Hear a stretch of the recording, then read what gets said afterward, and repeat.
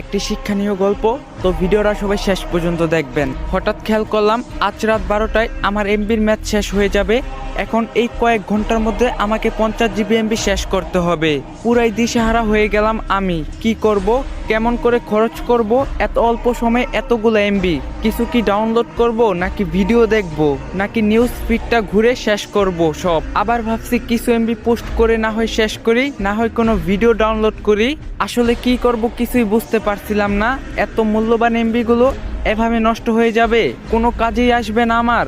ঠিক তখনই কেন জানি আমার মনে হলো, হায় আল্লাহ, যদি আমি জানতে পারি যে আজ রাত 12টায় আমি মারা যাব, আমার হাতে তো আর মাত্র কয়েক ঘন্টা সময় আছে, তখন তাহলে আমি কি করব?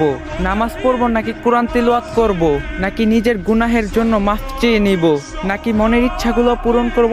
আচ্ছা, আপন মানুষগুলোর সাথে শেষ সময় কাটিয়ে দিলে কেমন হয়? থাক, আগে একবার দেখে নিই দেনা পাওনা কি কি আছে। ঋণের বোঝা নিয়ে কবরে না যাওয়াই ভালো। ও আল্লাহ, বলে দাও আসলে কি করব এই অল্প সময়ের মধ্যে? আসলে কি করা উচিত?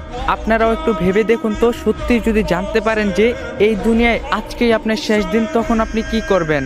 কি করে আপনার মহামূল্যবান সময়টাকে নিজের রবের সন্তুষ্টির পথে বানাবেন?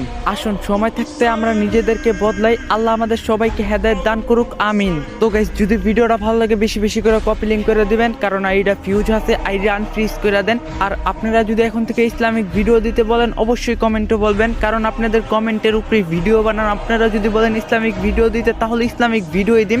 তো আর কথা বাড়াইলাম না, ভিডিওটা বেশি বেশি করে কপি লিঙ্ক করে দেন। তো আজকের ভিডিও এই পর্যন্তই ছিল। সবাই ভালো থাকবেন, সুস্থ থাকবেন। আল্লাহ হাফেজ।